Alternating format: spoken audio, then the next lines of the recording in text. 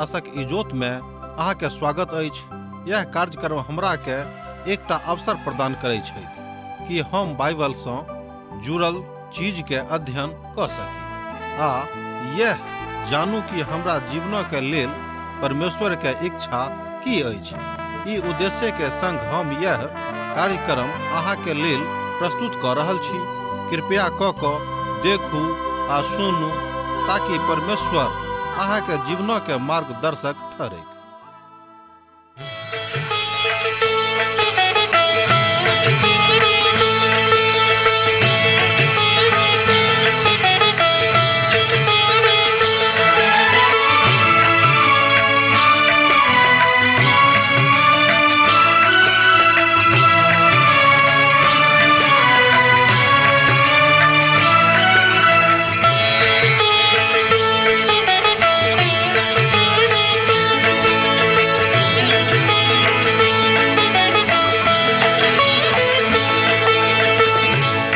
परमेश्वर हे यीशु राजा, विनती हमर स्वीकार करू। हे परमेश्वर हे यीशु राजा, विनती हमर स्वीकार करू। आदि में वचन छलौं, वचनक संग छलौं। आदि में वचन छलौं, वचनक संग छलौं। वचन सँ सब किछ आहि बनैलौं। वचन सँ हमरा उद्धार करू। हे परमेश्वर हे यीशु राजा, विनती हमर स्वीकार करू। हे परमेश्वर। आशा के इजोत मैथिली कार्यक्रम में हम एक बेर और अहाँक अभिनंदन प्रभु यीशु मसीह के मीठ आ पवित्र नाम सँ कऽ रहल छी। अहाँक तऽ मालूमे हैत कि हमरा सब अखन याकूब के पोथी के अध्ययन कऽ रहलहुँ हैं। आजुक दिन हमरा सब एहि पोथी के अर्थात याकूब के पोथी के एक अध्याय के 20 पद से लऽ कऽ 22 पद धरि देखब। आउ सबसे पहिने हमरा लोकनि एहि पोथी के 20 पदक देखै छी, अर्थात याकूब पोथी एक अध्याय तकर 20 पद के। कियाक तऽ मनुखक क्रोध परमेश्वरक धर्मक निर्वाह नहि कऽ सकैत अछि। एक बेर आर सुनियौ, कियाक तऽ मनुखक क्रोध परमेश्वरक धर्मक निर्वाह नहि कऽ सकैत अछि। मनुखक तामस प्रभुक इच्छाक अनुसार सुसंगठित रहैत से नहि छनि, ओ तऽ चलैत फिरैत रहैत अछि। आ इएह कारण अछि जे धर्मक ऊपर कोनो तरहक वाद विवाद नहि करबाक अछि। हमर एहि बातक केओ 100% विश्वास नहीं करता है, मुदा हम कने एहि बातक ऊपर 100% विश्वास करै छी। प्रभु के एकटा महान दास अपन गवाही में एहि बातक बतौने छथि। एहिठाम टीकाकार साहब बाजि रहल छथि जे एक रोज हम सुसमाचार सुनि रहल छलहुँ हैं। हमरा एक गोटे आबि कऽ पुछला, अहाँ की कऽ रहल छी? हम हुनका कहलियनि कि अहाँ जानैत छी जे हम एक आदमी के सुनि रहल छी जिनका ऊपर हम राय 100% व्यक्त करैत छी। ओ छथि प्रभु यीशु मसीह हुनक वचन। याकूब कहैत छथि जे मनुख कहियो परमेश्वरक धार्मिकता सँ खिलवाड़ नहि कऽ सकैत छथि। सोच गप में ध्यान दियौ, याकूब एहि बातक बड़ स्पष्टता सँ बाजि रहल छथि कि मनुख कहियो परमेश्वरक धार्मिकता सँ खिलवाड़ नहि कऽ सकैत छथि।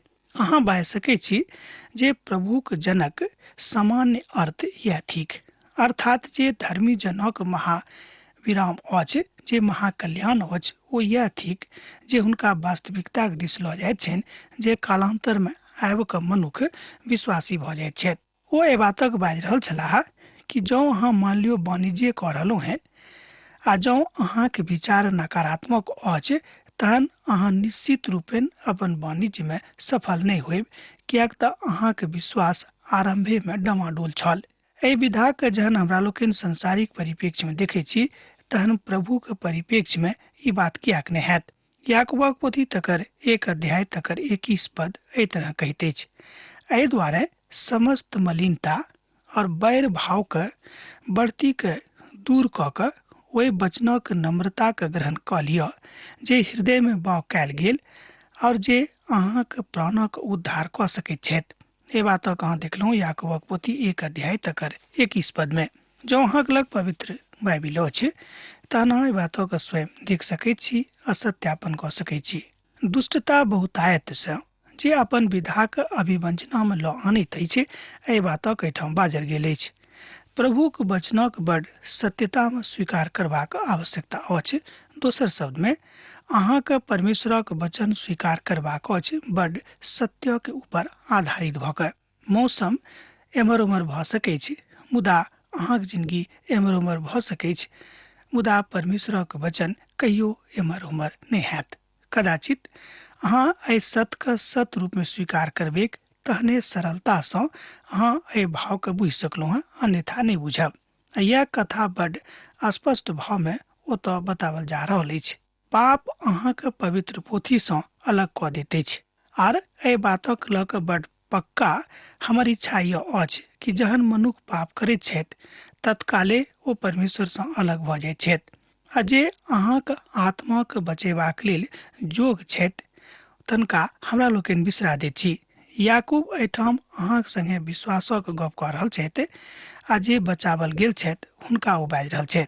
आ जँ अहाँ प्रस्तावित वाचा के हृदय में राखि लेने छी आ जँ ओ वाचा अहाँके जिंदगी में स्थान ग्रहण कऽ लेने अछि, तहन ई शब्द अहाँके उद्धारक दिस लऽ जायत, अन्यथा ई वचन अहाँके अंदर में नहि आयत और अहाँ कहियो उद्धारक दिस नहीं जेबेक। एकटा पवित्र पोथी के महान विद्वान एहि बातक बाजने रहथि। तहन एहि बातक अहाँ 3 प्रकारसँ देख सकैत छी। हम बाजल गेल बातक ने, मुदा बतावल गेल बातक ने, मुदा परमेश्वरक वचन में जे लिखल गेल अछि तकरे ऊपर अध्ययन कऽ रहलहुँ हैं। एहिठाम याकूब उद्धारक प्रतिपक्ष में बात कऽ रहल छथि, तकरा आघात नहि कऽ रहल छथि। प्रभुक धियापुता कहियो परमेश्वरसँ फरक नहि भऽ सकैत छथि।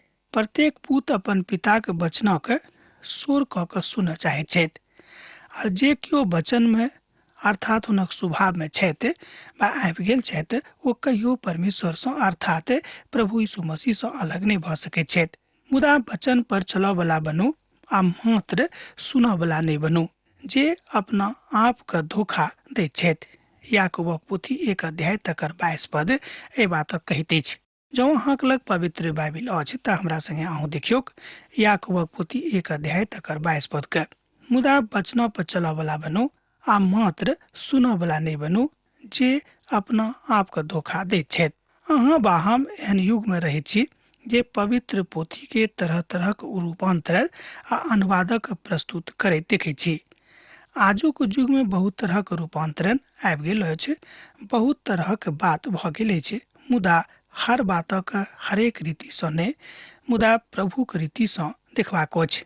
3 नव अनुवाद हर बरख में आबैत अछि, मुदा हम एहि बातक बुझैत छी जे अधिकृत अनुवादक सब कक्ष में जे ओ आबैत अछि, हम वही कथा कहैत छी जे ओ सब अब अनुवाद कहियो अधिकृत अनुवादक अपना लग में नहीं आनि सकैत छथि, किएक तऽ हुनक विचार रहैत छनि कि किछु ने किछु बदलि दिए। अहू तरहक विद्वान सभक मत छनि, मुदा अहाँ नव अनुवादक प्रयोग कऽ सकलहुँ हैं जे एहि कालक बाद में आबैत अछि। आही नव अनुवादक केओ आनि सकैत छथि। अनुवाद नहि तऽ भाषा आ नहि और दोसर बातसँ किछु लेनाइ देनाइ अछि, आ नहि ई दोसर कोनो बातक एम्हर करैत अछि। पौलुस एहि नव कथाके अपना हिसाबे अपन कथाके कहि रहल छथि, अर्थात बाजि रहल छथिन। दोसर कुरिन्थियो पोथी 3 अध्याय तकर 2 आ 3 वचनक जहाँ देखबै तऽ पाएब एही रीति पर बाजल गेल अछि। आ यह ओ प्रक्रिया अछि जाय दऽ कऽ वचनक सकारात्मक सत्यक हमरा लोकनि बुझैत छी जे आजुक युगक कोनो कूटनीति वा और दोसर कोनो विधा नहीं थिक, अर्थात कहियो परमेश्वरक वचनक राजनीतिक विधासँ नहीं देखबाक चाही। एहिठाम परमेश्वरक महान दास लिख रहल छथि कि प्रभु यीशु मसीहक सुसमाचार मनुष्य जाति के सुसंगठित करबाक लेल अछि, हुनका प्रभुक प्रेमसँ भरबाक लेल अछि, हुनका प्रभुक सानिध्य में आनबाक अछि, हुनका अपन देश, अपन समाज और अपन लोकक लेल प्रार्थना करबाक लेल तैयार करैत अछि। सुसमाचार एक अध्याय में जो वहाँ नीक रीति से देखते पाएब कि परमेश्वर अपन लोगक सिखा रहल छथि कि अहाँके खाली एमर उमर जावला ने, मुदा अहाँके तऽ सिद्ध भऽ कऽ परमेश्वरक सिद्ध इच्छाके अपन जिंदगी में पूरा करबाक अछि। जिंदगी के द्वारा एही बातक सिद्ध करियौक। आ तें अहाँके अनुसार सुसमाचार की अछि? आब अहाँ की सोचे छी जे सुसमाचार की अछि? 22 पद से लऽ कऽ 25 पद धरि एही बातक स्पष्टता के बाजल जाइत अछि। एही बातक एहन तरीका से व्यक्त कयल गेल अछि। पद 22 वचनक मांग अछि आ तकरा बताबैत अछि। दोसर पद 23 आ 24 आ खतरा के विषय में बताबैत अछि जे आबय वाला खतरा मनुखक ऊपर अछि। तेसर पद 25 जे वचनक परिपक्वता में गप करैत छथि ओही विषय में बात कऽ रहल छथिन। ओ पदक वचनक विषय में गप कऽ रहल छथि।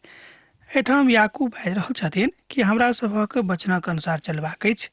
हमरा सभक अपन अपन डफली अपन अपन राग नहि तऽ गयबाक अछि आ नहि बजेबाक अछि।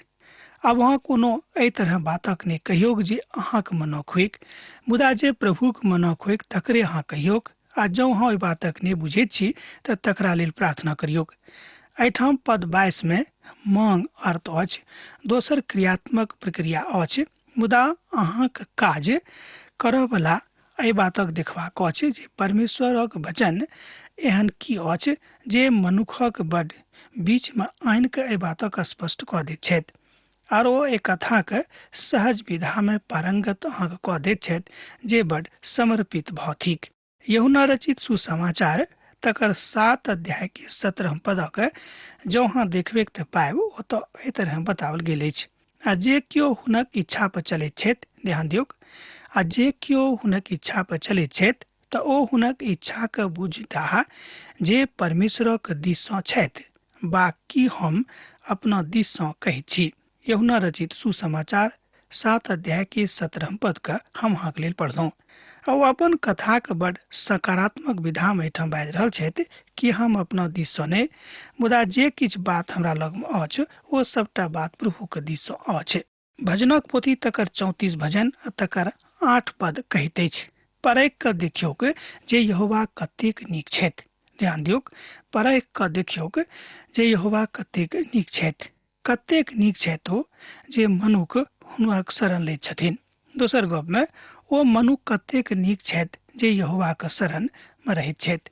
अहाँ इतिहासक पढ़ि सकैत छी, मुदा ई अहाँके विषय में किछु जरूर कहत। अहाँ साहित्यिक पीठासीन बातक देख सकैत छी जे तुलनात्मक एहि बातक अक्षर सँ तऽ नहि, मुदा किछु हद तक साबित कऽ दैत अछि।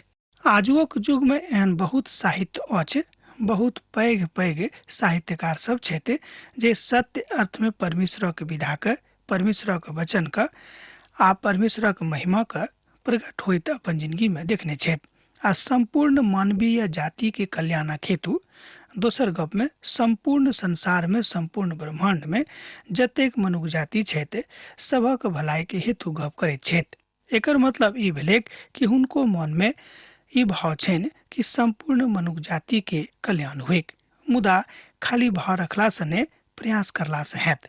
कियाक तऽ वचन कहैत अछि कि जँ अहाँ जानि गेलहुँ हैं तहन अब अपन जिंदगी में ओहि बातक के आचरण करियौ कि परमेश्वर की बाजि रहल छथि। एहि में कोनो मांग नहि रहैत अछि जे अहाँ एहि बातक लऽ कऽ आगाँ बढ़ी। आ जँ अहाँ एहि बातक मांग लऽ कऽ आगाँ बढ़ैत छी तहन ओहि सत्यापित प्रभाव में आबि कऽ परमेश्वरक रचनात्मक आ कार्यात्मक दृष्टिकोण के अपना जिंदगी में होइत कार्य रूप में देख सकलहुँ हैं। यूहन्ना रचित सुसमाचार 3 अध्याय के 36 पद में ओ एहि तरह कहैत छथि, आ जे पूतक ऊपर विश्वास करैत छथि अनंत जिंदगी हुनके छनि। जँ अहाँके लग पवित्र बाइबिल अछि तऽ अहूँ खोलि लिअ यूहन्ना रचित सुसमाचार 3 अध्याय के 36 पद के। आ जे पूतक ऊपर विश्वास करैत छथि अनंत जिंदगी हुनके छनि, मुदा जे पूतक नहि मानैत छथि ओ जिंदगी के नहि देखताह, मुदा परमेश्वरक क्रोध हुनका ऊपर रहैत छनि। एहिठाम प्रभु यीशु मसीह के समाज छै। ओ बता रहल छथि, ओ बाजि रहल छथि कि मोन फिराउ, दोसर गप हमरा लग में आउ, तेसर विश्वास करू। एहि बातक अहाँ एहिठाम देखलहुँ, एहिठाम 3 अध्याय के 36 पद में। दोसर गप में यूहन्ना रचित सुसमाचार 3 अध्याय के 36 पद में प्रभु यीशु मसीह के 3 महान समाद का हमरा लोग देखे छी। पहिल समाद छल मन फिराऊ, दोसर समाद छल हमरा लग में आऊ अर्थात प्रभु यीशु मसीह के लग में आ विश्वास करूं, यह छल तेसर। देखियो मत्ती रचित सुसमाचार 11 अध्याय तकर 28 पद के और मरकुस रचित सुसमाचार 1 अध्याय के 15 पद के प्रभु के वचन विश्वासक मांग करैत अछि। प्रभु अहाँ से एक बात के मांग कर रहल अछि, अर्थात को रहल छथि ओ थिक अहाँक विश्वास। आजुक युगक समस्त प्रकारक विज्ञापन बड उच्च कोटि के होइत अछि, कियाक तऽ हमरा लोकनि विज्ञापनक युग में छी। अखन तरह तरहक वस्तुक लेल विज्ञापन भऽ रहल अछि। हमरा लोकनि अखन रेडियो पर, दूरदर्शन पर आ सब ठाम देखैत छी लोग विज्ञापन करैत छथि आ विज्ञापनक ऊपर लोग विश्वास करैत छथिन। तहन परमेश्वर जहन अपन बातक बाजि रहल छथि, माध्यम से बाजि रहल छथि, तहन एहि उच्च कोटि अर्थात सर्वोच्च उच्च कोटि के जे परमेश्वरक वचन अछि तकरा ऊपर कियाक हमरा लोगन विश्वास नहीं करैत छी। अर्थात लोग सुसमाचार लौत लैत छथि मुदा तकरा पर विश्वास नहीं करैत छथिन। आजुक युग में जे संचार माध्यम अखन बड सशक्त भ गेल अछि, बड मजबूत भ गेल अछि, ई सब केओ बड कड़ा वा प्रायोगिक रूपे बातक देखैत छथि। हमरा सब कोनो विचारक अनेरी नहीं लऽ लैत छी जाबे देर हमरा सब ओहि बातक ऊपर कने विचार नहीं करैत छी, अर्थात कने परीक्षण नहीं करैत छी। आजुक युग में ग्रह के खोज करबाक लेल लोग महत्वपूर्ण काज कऽ रहल छथि, अर्थात तरह तरह के बात विचार कऽ रहल छथि, तरह तरह के व्यवहारिक ज्ञानक सीख रहल छथि, मुदा ऐसा की फायदा। दोसर कुरिन्थियों पोथी 6 अध्याय तकर 2 पद में जौं हाँ आजुक दिनक विषय में पाएब तहाँ ओतऽ देखबे कि परमेश्वरक वचन की कहैत अछि। संत पौलुस बद स्पष्टता में बाजि रहल छथि कि यीशु के बिनु आर केओ अहाँक जिंदगी में वास्तविक शांति के प्रवेश नहीं करा सकैत छथि। भजन 95 तकर 7 पद में एही बातक बाजल गेल अछि। जौं अहाँक लग पवित्र बाइबिल अछि तऽ अहूँ देख सकलहुँ हैं। तकरा बाद भजन 95 तकर 7 पद एही विधा के कने और आगाँ बढ़ के कहैत छथि, कियाक तऽ वह हमर परमेश्वर थिकाह। ध्यान दियौ, कियाक तऽ वह हमर परमेश्वर थिकाह और हमरा सब हुनक चराई के प्रजा और हुनक हाथक भेड़ा छी। ए बातक हमरा लोकनि एहिठाम देखलहुँ भजनक पोथी 95 भजन तकर 7 पद के।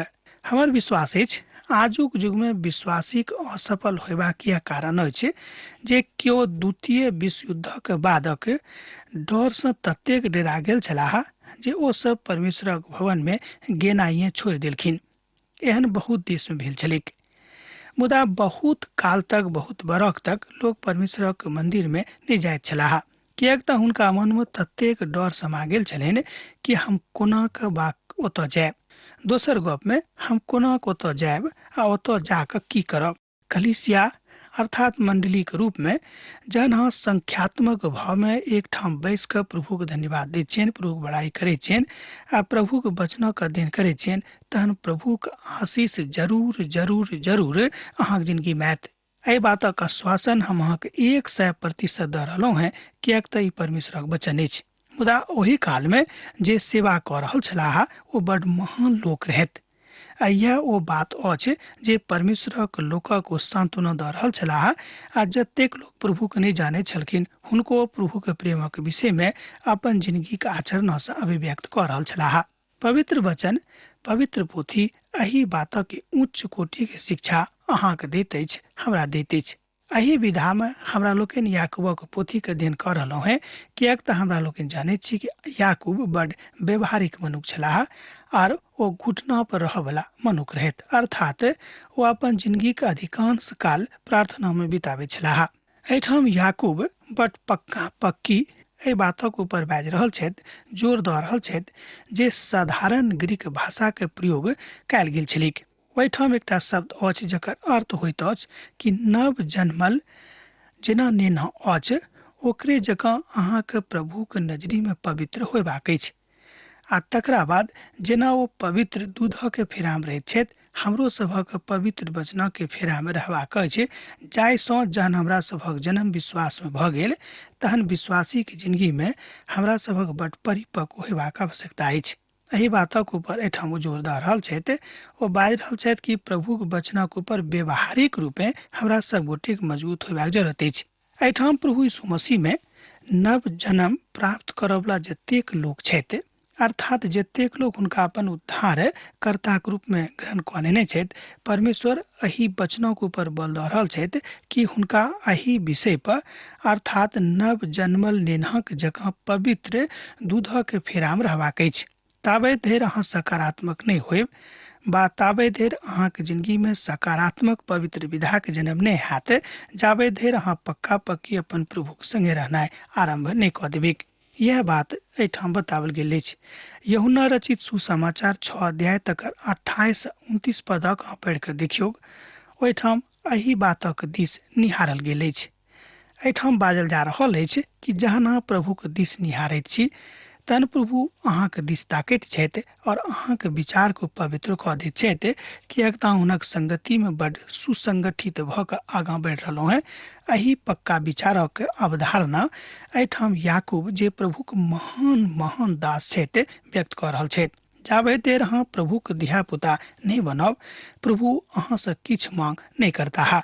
मुदा जे प्रभुक भऽ गेल छथि, प्रभु हुनका संगे रहता है, हुनका से मांग कऽ रहल छथि कि अहाँ विश्वास में मजबूत भऽ जाऊँ आर दिन ब दिन मजबूत भेल जाऊँ, किएक कि प्रभुक इच्छा अहाँक जिंदगी में अछि। एठाम याकूब सार्वजनिक विश्वासी की जिंदगी के ऊपर गप कऽ रहल छथि कि अहाँ सार्वजनिक रूपे अपन प्रभु के विश्वास का अपन आचरण में प्रकट करियौ। जेना कि आरंभे में हमरा लोकनि ए बातक सीखने छलहुँ हैं, देखने छलहुँ हैं कि याकूब बड़ व्यवहारिक मनुष्य छलाह, बड़ व्यवहारिक बातक ऊपर ध्यान दैत छलाह, तैं वो कर्मक ऊपर बहुत ध्यान देने छथि। हमरा लोकनि ए बातक कवितोक शैली में अभिव्यक्त कऽ रहल छी, कऽ सकलहुँ हैं, किएक तऽ भावी में वह हमर प्रभु थिकाह, भाव में वह हमर प्रभु छथि, बाजे में वो बड़ सटीक छथि और करऽ में सेहो सटीक छथि। प्रभुक एकटा महान दास अपन अभिव्यक्ति के एहि तरह एठाम प्रकट कयने छलाह। प्रवचन तऽ बहुत लोग सुनैत छथि, बहुत लोग दैत छथि, मुदा कान हुनके ओहि दिस जाइत छनि जे वस्तुतः हुनका से प्रेम करैत छथिन। हृदय हुनके वस्तुतः हुनका लेल खुजैत छनि जे वस्तुतः प्रभु सँ नेह राखैत छथि। प्रभुक वचनक सुननाइ एहि बातक बड़ स्पष्टता में अभिव्यक्त करैत अछि, मुदा जे कविताक शैली में अर्थात काव्य रूपे ओहि बातक कहैत छथि, हुनको हृदय में प्रभु के कोनो धार्मिक भाव वा प्रक्रिया रहैत छनि। रचनात्मक विधा यह थिक। प्रभुक महान दास एहि बातक लऽ कऽ प्रभुक लोकक चेतना दऽ रहल छथि, जगा रहल छथि कि अहाँ चेत जाऊँ, किएक तऽ प्रभुक महिमा अहाँक जिंदगी में प्रकट हुअ बला अछि। मनुखक अपन व्यवस्थाक ऊपर नहि, मुदा परमेश्वरक व्यवस्थाक ऊपर व्यवस्थित रूप में विश्वास करबाक अछि। अज्ञानता में आबि कऽ हमरा सब बहुत बेर परमेश्वरक वचनक एम्हर उम्हर कऽ दैत छी, अर्थात अनेरे में अडिग कऽ दैत छियनि। मुदा निकटता में ई गप होइत अछि, प्रभुक महिमा एहि बात से प्रकट भऽ रहल अछि। यह गप हमरा लोकनि सीख रहलहुँ हैं। प्रभु बड़ सामर्थी छथि, हुनक सामर्थ्य समस्त मनुष्य जाति के ऊपर अभिव्यक्त छनि, प्रकट छनि। प्रभु अपन सामर्थ्य प्रकट कऽ चुकल छथि, आब और किछु हुनका करबाक जरूरत नहि छनि, किएक तो सब किछु अहाँक वा हमरा लेल खोलि कऽ राखि देने छथि। राति में भऽ सकै कदाचित अन्हार हैत, मुदा भिनसर होते अहाँ इजोत में आबि जायब। दोसर गप में अखन अहाँ परीक्षा के काल में छी, मुदा अहाँक जिंदगी में प्रभुक इजोत आबि रहल अछि। प्रभु अहाँक अपन इजोत में आनि रहल छथि। विश्वासक अनुसार अहाँ नीक होबवला छी। यह बातक हमरा लोकनि याकूबक पोथी से एठाम सीख रहलहुँ हैं। प्रभु एहि बातक सिखा रहल छथि कि अहाँक बड़ स्पष्टता में देखबाक अछि। देखियौ पहिल यूहन्नाक पोथी 1 अध्याय तकर 8 पद के।